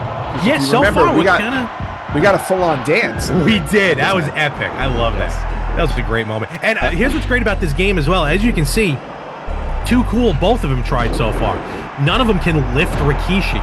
So the weight aspect was really cool in this game. I like how they incorporated that. And similar to what we normally see with Too Cool, Sky Too Hotty came into the ring, lasted about 10 seconds, and was thrown out. By Rikishi, which was correct. Rikishi eliminated Too Cool in this Rumble. After they danced. Actually, during the dance. That's right, during the dance. Oh, here's such an underrated wrestler, Steve Blackman. Yeah, Steve. Oh, my gosh. Steve, I will knock you out for real Blackman. I loved Steve Blackman. He was very cookie cutter in the beginning, just very plain. Yep. But that actually added to him later on, especially when he found his niche in the hardcore division after missing that doomsday device. What we just saw there was actually typical Steve Blackman. But Steve Blackman is one of the reasons why we have a block of cheese in this game. That is right. Because one half of head cheese. One half of the head cheese. Yeah. They did compete, right? Did they compete for the tag titles at WrestleMania 2000? No, they were just in a tag match. But it was head cheese. Terrible. Remember the head cheese mascot? Oh my gosh. Yeah. I can't remember his name, but I'll never forget I don't remember his name. There's Chester a lot of double teaming. Chester McKeesington. Yes. There's a lot of tag teaming going on against Rikishi right now. There was a big double powerbomb on Rikishi, actually. But, didn't work. Still in the ring. That's a funny story about them telling you they never recorded it. That is hysterical. Oh, man. Yeah, I remember. I got the letter back, and it was a handwritten response on my actual letter. And I was like, thinking about it now, I was like, at least they responded to me, That's true. That's true. But they could have just ignored it. They're like, what is this kid trying to get, a free video from us or what? At least I got a care package when I wrote away for a Tom Brady autograph. I was also granted in my 30s, but they sent me a care package. Yeah, how little they know that poor little 12-year-old Anthony did not get what he wanted. And to this day, he still hasn't got what he wanted, and that's the Royal Rumble 94, the New York Rumble. One day, I'm telling you, one day we'll get. Oh, and there goes. Rikishi gets rid of Grandmaster Sexay, and wow, and quickly ggets eliminated by Steve Blackman. And there is the end of Too Cool. Holy cow! Well, we're gonna get 2 new entrants now in this. Yes, back to back, 2 entrants. So there are no 60-minute. Oh boy. Viscera. At least he's not wearing the pajamas. At least he has a shirt on. At least he's not Big Daddy V. Oh my God, Big Daddy. who could forget Big Daddy V? I will never forget Big Daddy V. Nobody will. And following up with Big Daddy V. By the way, we're on number 9 technically. All right, we're getting there. Yep. We're getting Big Boss Man. Yes, Big Boss Man with his repackage. I liked this version of Big Boss. I enjoyed this Boss Man version. I did. Well, until the whole Big Show going to the cemetery in the Bluesmobile. Yes, the Blues Brothers with the thing on top. Yep. Yes. Oh my God, Dragon, that was epic. Ooh, which nice is worse for Boss Man? Him dragging the coffin around, or him feeding Pepper to Al Snow? Oh yes, feeding Pepper. I got to go with the coffin. Okay, fair enough. Fair enough. But with all due respect, we did end up getting the Kennel from Hell match out of the Pepper incident. We did, and better that match. The less you say about it, the better. I'm waiting for that to hit the vault. With the dogs pooping outside the ring. Oh my gosh! Terrible. Absolutely we had to delay the pile driver, which we'll never see. We'll never. Nope, we had to move on. Sorry. That was a weird delay though on Boss Man's part. I don't know what he was waiting on. No, they had a delayed pile driver. No, I remember, but I don't remember it being that long. Well, clearly Steve Blackman has no problem picking up Viscera. Wow, I saw that. Well, it's all leverage, physics. Yeah, he's a black belt. Total physics. And Viscera's like, nope, I'm gonna beat the crap out of you for that. Boss Man though, lacing in now on Big Vis. Christian, by the way, was number 4. He's hanging in the longest. So he is. He's so far so good here. Yep. Now, of course, the winner of this will move on into WrestleMania 2000 for a shot at the WWE Championship. Yep. Oh, speaking of Christian, but Christian will not. I jinxed him. And if you remember this year, winning the Royal Rumble didn't necessarily matter because we had a Fatal 4-Way at WrestleMania. Yeah, you're right. With a McMahon in every corner. Which was cool. It was the first Fatal 4-Way. Yeah. Vince, Shane, Stephanie, and Linda. The walking, the walking 2x4. The emotional 2x4, Linda. It was never meant to be on TV. Meanwhile, Big Boss Man just got cut open. Oh yeah, look at that. He is busted wide open. Yeah, look at that. Busted. And I don't know who did it. He's wearing the crimson. I think it happened while Tess was running to the ring. Yeah, and Tess goes for a small package because he clearly doesn't know how this match works. Bossman, here we go. That's it. Bossman's not playing around anymore. No, he's definitely not. He sees the blood. He smells the blood. He tastes it. I want to see the Boss Man slam, but that's not what he used to do here. No, I think it's just this here. Yep. Doing a lowdown. More or less. Basically what it is. Sure. And everybody's like, no more special moves for you, Boss Man. Excuse me, in the way. Oh. Look at that. Oh, I now remember the 4th character that I had to create for the match. Well, I don't think any of them. Well, you said one already, Mosh. Well, I'm going to assume. Mosh already came through. We already said Big Show had to be created, even though his icon was in the game. The other 2 I had to create, actually, also, only one of them needed to be. One of them was created from scratch. The other one, who we're going to see in a couple of numbers, he had his icon in the game. His look. Did he really? I think I know who you're talking about. But okay, so we'll find out in a couple of numbers. Yeah. Meanwhile, this is a pretty good foursome when you look at it. This would be a great match. Don't get me. Viscera, for his size, he was a bit lumbery, I guess. He did some damage to Undertaker and stuff as Mabel and. Nice reversal there from Blackman. Main event at SummerSlam. But as Viscera, his career, I think, really did get like that resurgence. It did, for sure. That he needed. It did for sure. And Test was one of those guys who I really did think he was going to be WWF champion one day. Really? Okay. Yeah, I really thought he had everything. All he needed was the manager. But this was also an era in WWF or WWE, if you want to say it that way. This was an era where you couldn't put somebody with a manager and just make them champion. You had to have the charisma yourself as well. It wasn't like the 80s. It was, yeah, true. I mean, Test, you're right. Test had one of the best matches in SummerSlam history. His street fight against Shane. Yes, I thought it was epic.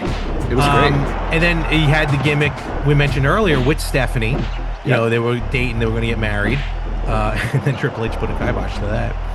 Well, and what was funny about that is that, Triple H married Stephanie right from under Test, and then Test never kind of got his revenge on it. He just walked away from the whole thing. And again, I don't know what was going on behind the scenes at the time, but it was so apparent that something happened because they were just like, all right, Stephanie married Triple H and Test gets nothing for it. And speaking of nothing for it, goodbye, Test. There you go.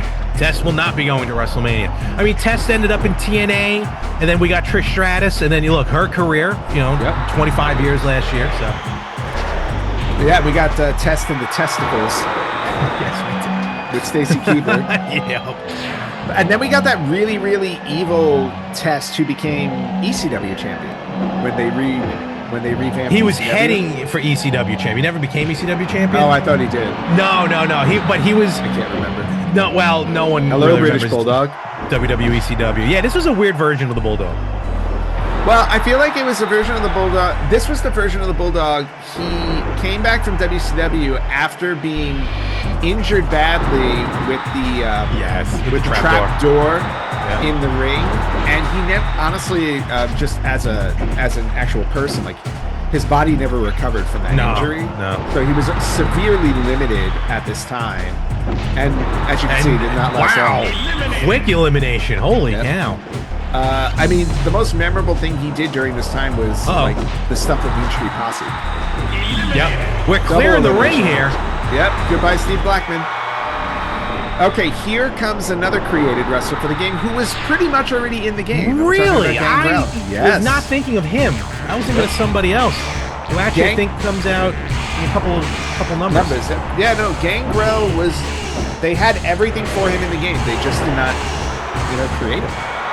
So Gangrel was still going to the company at the time. Yeah, he is. No, he was. And here's somebody whose career was on the rise. Big on the rise. In fact, with Gangrel in soon. I don't think they were together yet. Oh, they might have been. No. I think No. We were on the cusp of the triple threat tag team ladder match. No, true at WrestleMania, but the Brood was already a thing. Oh no, the Brood was already done. Yeah. The Brood was, I believe, either late '98 or early '99, and then the Hardys joined the Brood after original Edge and Christian. Yes, because Edge made his debut at SummerSlam '98. He did, yes. We remember that very well. Sable, right? Team with Sable. And you want to talk about guys still going? Gangrel, he's still on the Indies. Gangrel's still going. Edge is still going. Right? Edge is, yes. Ish. Adam Copeland, or I don't know what he calls him. As he calls him now. Yeah, he was in AEW for a little while. I don't know. I think he's off TV now, but I also saw him. I think he just did a movie. So we got two guys that are still active in the wrestling universe, and two who are dead in the ring right now. Well, I was trying to steer clear of that topic as far as who we still have around and who's no longer around. Wow. Is Gangrel busted open? Yes, he is. And the big boss man is out. Oh, wow. Goodbye, boss man. Boss man was holding in there. We're heading into number 14, the last created wrestler. Well, not the last one, but the last fourth one we're that I talking created. about. Yeah. Yes. And who else would we have but the one and only Bob Backlund? If he only came out with this music. Right? I know. I couldn't put in the Hail to the Chief. Yeah, Hail to the Chief. Well, to be fair, he had no music originally. That's very true. And he's also dressed kind of like... Actually, I think he was wearing... No, he was wearing the shorts like that, yeah. He was wearing the red shorts at the time. So, and obviously a lot older than 44 at this time. He was actually 50. He was 50 years old when the Rumble came around. This one, yes, right? Yes, he was 50. In 49, so yeah. Yep, he was 49, 76. 50. I thought he was old. Yep. A man who actually turned No, down. no, he wasn't born in '76. No. He was born in '49. He is 76. Yes. Yeah, but he's 76 now. Yeah. And probably still putting people in crossface chicken wings around the country, Oh my God, the greatest thing I've ever seen in my life. And someone got a picture of it though. So long story short, we're not going to go into full detail. You took video? I took video of it. You have video of it? No, he does. I took it with Anthony's phone. I'm pretty sure. I took video of it. I know for a fact I took video of our friend Anthony getting put in a crossface chicken wing by Bob Backlund. And my fault because I screamed out, "Hey, put him in the chicken wing!" And little did I know that Bob Backlund would actually put our friend in the chicken wing, drag him around the room with Tootie from the Facts of Life going, "What am I doing here?" It was this was a horror convention we went to in New Jersey, if I remember correctly. Chiller Theater Convention, where Bob Backlund was putting regular people in the crossface chicken. No, I'm pretty sure. I think Edge is in trouble. Oh, and wait a minute. Bob Backlund just threw out Edge. Wow, Backlund with the elimination. I'm pretty sure our friend Anthony was the only one who was put in a chicken wing, or at least not voluntarily. I was going to say that we know. And our friend, and he'll admit, he was heavier back then. And Backlund is literally dragging him around the room. Here we go. Yes. The man who should be Intercontinental Champion. I was just going to say, at the Royal Rumble 2000, he walked into this match as Intercontinental Champion, winning the triple threat before. However, in this version of our story, Chyna will be coming into this match as Intercontinental Champion. Oh, wow. But Backlund, I have a picture of Backlund putting me in a headlock, which I kind of knew about, but I didn't realize how much he was going to cinch it in. So of the three of us, me, you, and you're the only one. I'm the only one. I have never been attacked by Bob Backlund. But I need this video, so I'm going to be contacting our friend after we're done. Yeah, so we got to talk. I did not know video existed. I remember taking video because again at the time my phone wasn't great, so it's a bad shot of it, like really kind of up close. I was laughing so hard I could not get my phone out of my pocket fast enough. That's how much I was laughing. Well, that's why I wound up taking video, because he wanted to do a picture with him, so I had the phone in my hand. And I saw a picture somewhere, but be that as it, now we're very much. I swear I have video of it. But it's an hysterical. Yes, let's get back to our Rumble 2000. I could talk about that for an hour. Yes. All right, where Viscera still in the match. I'm shocked. And he's destroying Jericho. Close my Wikipedia page. Poor Jericho. Come on, Chris. And meanwhile, Gangrel's putting Bob Backlund in a surfboard. I think Gangrel never used, and a move Backlund probably never knew existed. Yeah. Well, and Gangrel is also still bloody, because once you were cut open in this game, it just stayed there. Oh yeah, totally. It clotted very quickly. It clotted quickly. It never bled on the floor.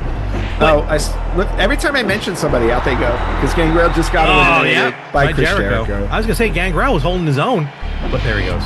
He was for oddly enough, Viscera is the longest one in the ring right now. He's holding his own right now. I'm shocked. Yeah, number 8. And we're about to actually, Jericho was halfway through the match, by the way.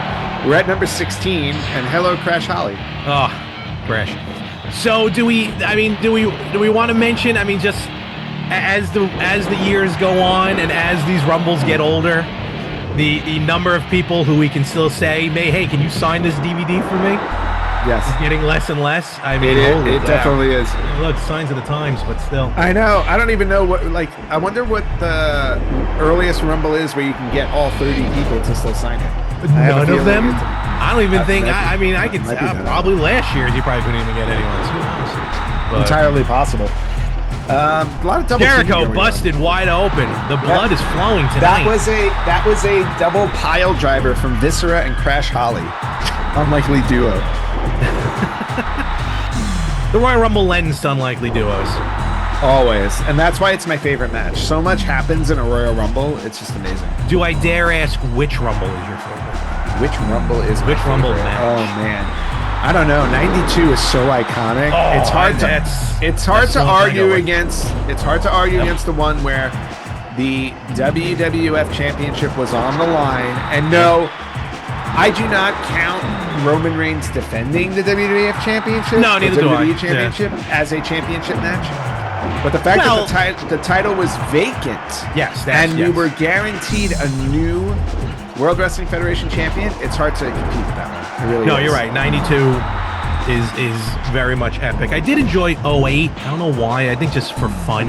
Oh, and there goes Crash Holly. Jericho got his revenge for being cut over. There he goes. 08. Oh, who won 08? Was that the one? 08 was Cena. That was the other one at the Garden. Oh, the Cena surprise at number 3? Yes. That shocked everybody. That is the only Rumble I've ever been to. It was 08. And not that it annoys me. I'm happy that she is the Intercontinental champion. Our Intercontinental champion is here. And one of only, I want to say only 3 females who have been in the Royal Rumble, or maybe 4. We got Chyna. We had, nowadays more, but we had Chyna, Beth Phoenix, Karma, also known as Awesome Kong. Yep. And Nia Jax. Okay, so there were 4 in wrestling history. Yep. Not counting Santina. Santina, no, she was never in. Santina was in the Women's Rumble. She should have been. Yes, absolutely. But my 08 Rumble experience was all good. Don't get me wrong; it was a great Rumble, and that shot. I mean, to be in that building, no one expected John Cena to come back because we expected him to be on IR for a lot longer than he was. But I was hoping when I got the tickets, I wanted to be on the opposite side of the entrance so I can see the entrance, but we sat on the same side of the entrance. Oh, so I never actually saw the countdown numbers. I mean, I got to do the countdown along, but just something about like not being able to see the set. I was like, I want to see it. That's unfortunate. But it was a great show anyways. Oh, for sure. And again, to this day, I've had so many opportunities to see a Royal Rumble, and the fact that I haven't is just criminal. You're not flying out this year? No, I will not be. No, you don't want to go to Riyadh? Okay, fair enough. No, I'll pass. They got that new roller coaster there. Yeah, I know. Look, I travel a lot. So, some places, and sometimes I got to draw a line. If I don't have to travel these days, I do not. So, no Riyadh for me. And you know what? Like I said, technically I did see a Royal Rumble in person. It just was not a pay-per-view. That's true. You're right. That's true. Hey, take it. Yeah. And it was, if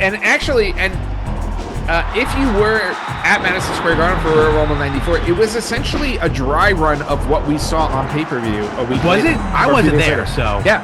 So, just a quick history on that. Royal Rumble 94 was the only Rumble where we had dual winners, right? It was Bret Hart and Lex Luger. The final 4 in that match were Bret Hart, Lex Luger, Shawn Michaels, and Fatu. Meanwhile, Bob Backlund's in trouble as I tell the story, and there he goes. Oh, poor Bob Backlund. Jericho has taken care of him. At the Royal Rumble, just days before in Madison Square Garden, the final 4 were Bret Hart, Shawn Michaels, Fatu, and Owen Hart. Did booking know Fatu was in there? Yes, they did, because what they did was, it was basically a practice run of the final 4 at the pay-per-view. They just swapped out Owen Hart for Lex Luger. Oh, okay, I see what you're talking about. I gotcha. Yeah. Fair enough. And that's what they used to do that back then a lot. So. Yeah, and they literally witnessed the same exact thing. Who just joined us? Farouk. Okay. Farouk, his APA outfit. A little different than what he wore earlier. Yeah, he decided to get changed. Thought, we won by count out. I'm just going to go switch it up for a minute. And Chyna's like, I don't care. I'll beat the crap out of you. So, going back to the Garden itself, Madison Square Garden for professional wrestling, especially for WWE. Which is where this took place. Yeah. Yes. The Garden itself is always treated as like a character in WWE and in professional wrestling because for the most part, it's only been WWE at the Garden. There's only one other company that has run the Garden that's not WWE, and that was a joint effort by New Japan and Ring of Honor in 2019. And New Japan was going to run a solo show in 2020, but things happened in 2020. But so for the most part, it was WWE. There have been 3, 6, 9, 11 pay-per-views at Madison Square Garden. Really? I thought they gave more. Me too. Now I'm looking at the numbers, but no, there's only been... That seems kind of low. Yeah. But, it is, because I'm not kidding. Uh-oh. No. I think Jericho's getting his revenge for losing the Intercontinental title. Good for Jericho. We are halfway through, well, a little more than halfway through, but we're halfway through a normal Rumble. Yes, we are.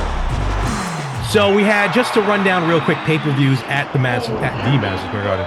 So, of course, WrestleMania 1 10, and 20. Yep. Here's Road Dogg. Let's see if he holds on to the bottom rope.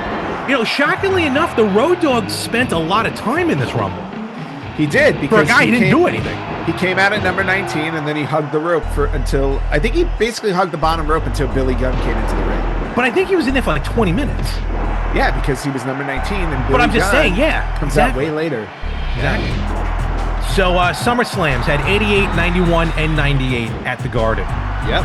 Survivor Series was 96, 02, and 2011. And, of course, the Rumble only had 2 of them, 2000 and 2008. Yes. Do you remember how many of those shows you've been to? The ones at the Garden, I was at WrestleMania 20. What was it? 20. 20. Not 20. Was it 20? Yeah. 10. WrestleMania. Sorry. I was at 110 and 20. 110 and 20. I went to WrestleMania 20 at the Garden. Okay.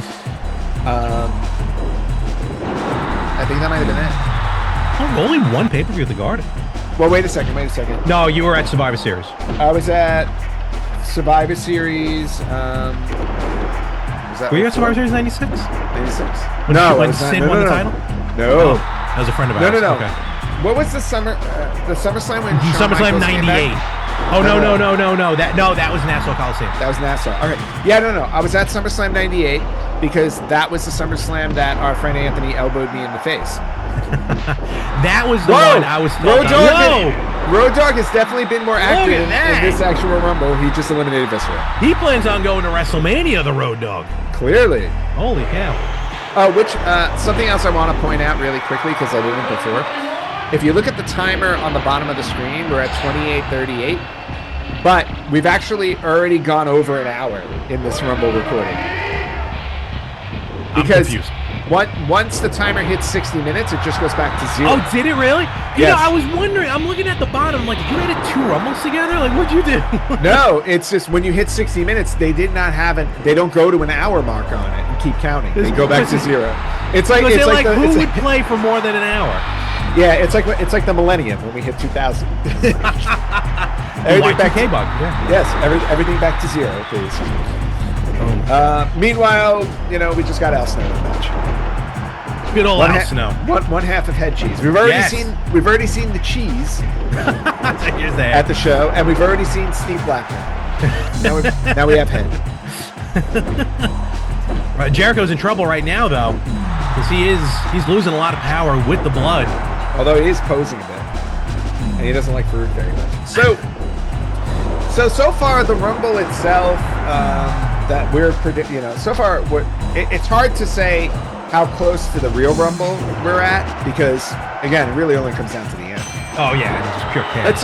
But so far everything seems to be running roughly the same. The only one of the big differences is Chyna actually eliminated Chris Jericho in the Rumble. Oh, and we did have the reverse just now. Okay, yeah, I'll take it. I'll take it.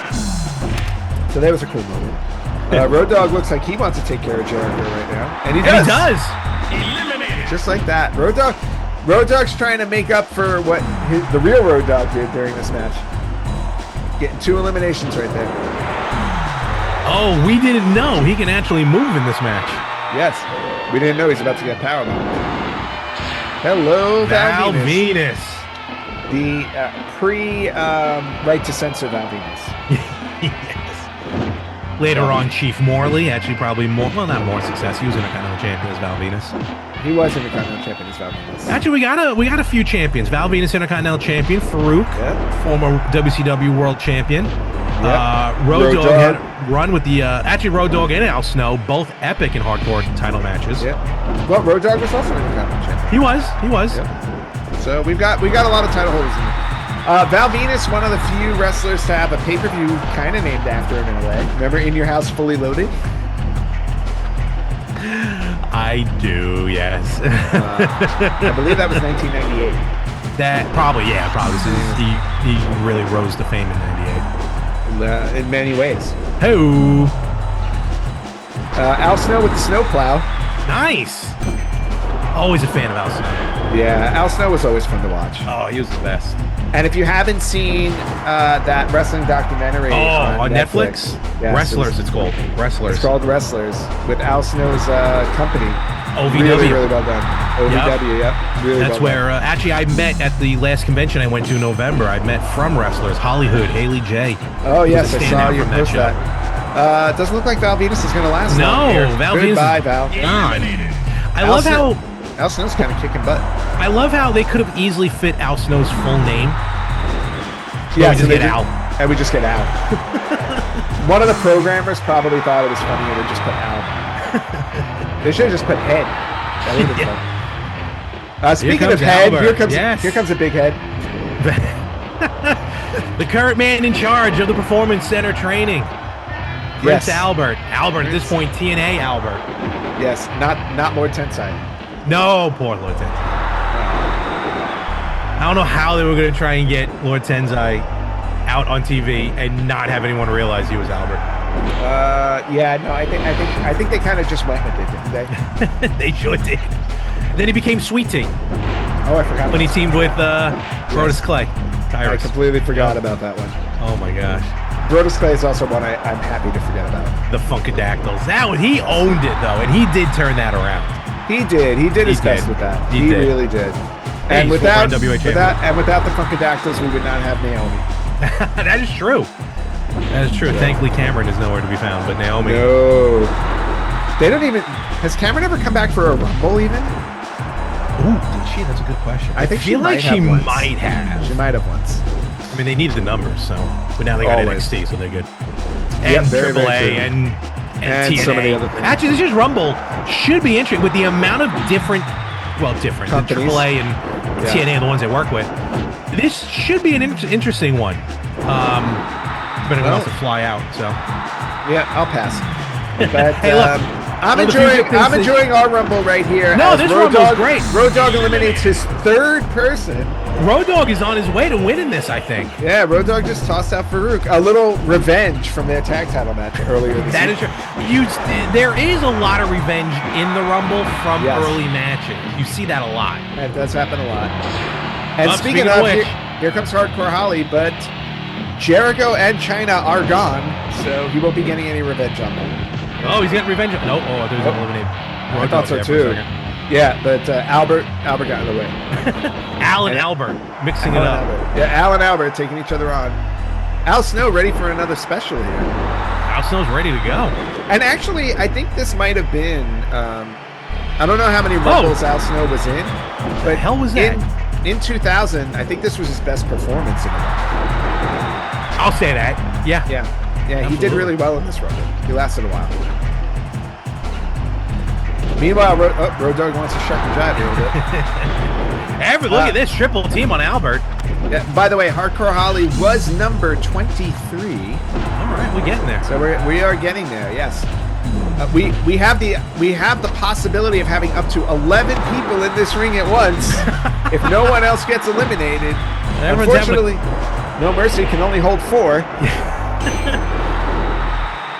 I think it's due to say that Royal Rumble on Dreamcast was the first one where we started getting 6 guys in the ring. 8. That's right, 8. You had 8 guys in the ring because it was built off of the actual arcade game. Yeah, Royal Rumble arcade game. Great arcade game. And nowadays, in current wrestling games, I believe you can have 8, if I'm not mistaken. Why do I feel like someone has 12? But that sounds like too much. Is it 12? I could be wrong on that. Oh, wait a minute. I think Albert's on his way out. Albert's gone. Albert tossed by Al. Al did not want another Al in the ring.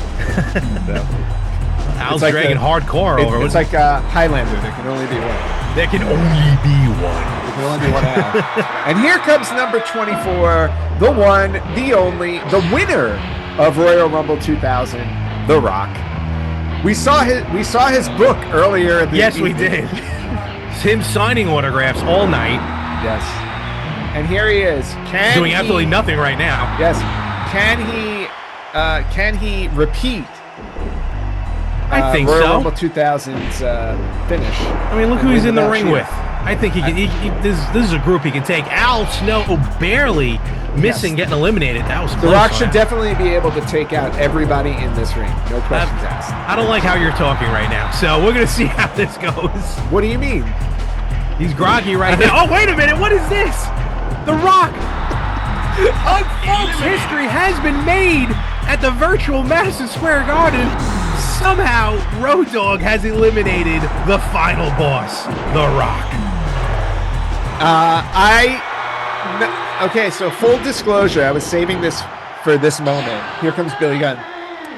After I ran this Rumble, and The Rock lasted all of, I think, 15 or 20 seconds. Wow. I felt like it was only fair for me to run the Rumble a second time to try and give The Rock a little bit of his due. Even if he was going to get eliminated, I kind of wanted him to last a little bit longer. So I did run this Rumble a second time.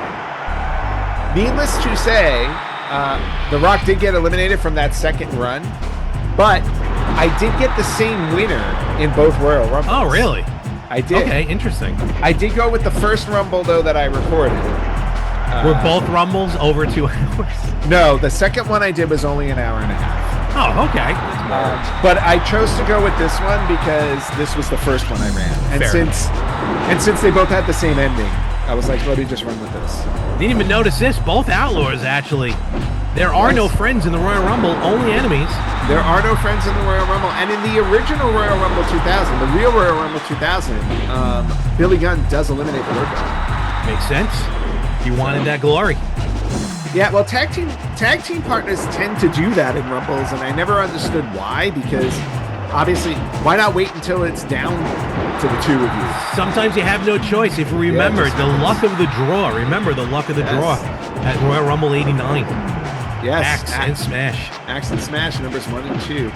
And then we had that happen again in Royal Rumble 99 with Cactus Jack and Chainsaw Charlie. Yes, and there goes Mr. Ass. There goes Billy Gunn, eliminated by Al Snow. Al Snow and the Road Dogg seem to be just taking over this Rumble. They're eliminating everybody. I have a feeling, I don't know, but I have a feeling the winner might be in the ring right now. So we'll see. Could be. And here comes the last created wrestler I had to make. Wow, here comes Rhino. Yeah, the runner-up of Royal Rumble 2000. No, it's actually the Big Show. Yep. Looks like Rhino's face, though. It does look a little bit like Rhino's face. But the creative wrestler I looked up online to make him told me to use that. Fair enough. Hey, look, it works. Hey, it works. So we do know now. Big Show was number 26. We know officially we are rewriting wrestling history once again. There will be a new winner for Royal Rumble 2000. There will be. And let's go back to the original ending of Royal Rumble 2000, because it was very, very controversial as far as who hit the floor first. Was it Big Show or was it The Rock? Even to this day, there's still some skepticism. There's still some questions about it. Yeah, skepticism. Well, and if you remember correctly, because of the skepticism, did we not get a match between the two of them out of it? I think ended up at No Way Out, yeah. It wound up at No Way Out in February. And it started the story that led us to that fatal four-way at WrestleMania 2000. Which I still think is great. It was one of the best main events. It was a very good match.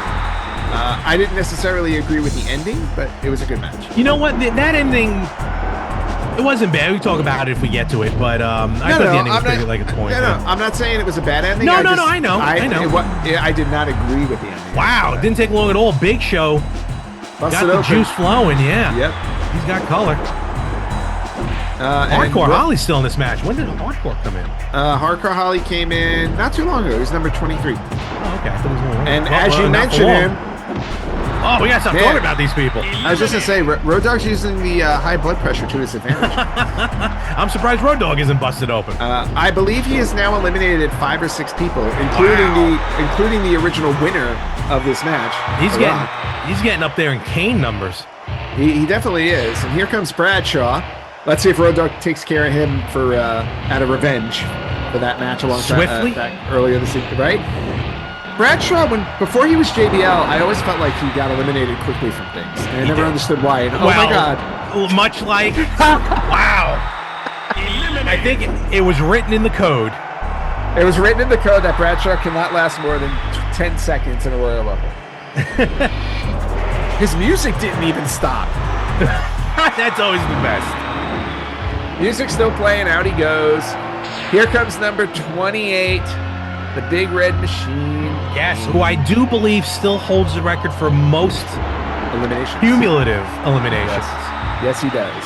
In Royal Rumble history. He does. And let's see what kind of damage Kane can do here.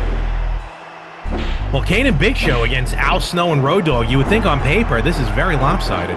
But the way Road Dogg's been going. Oh, well, so much for that.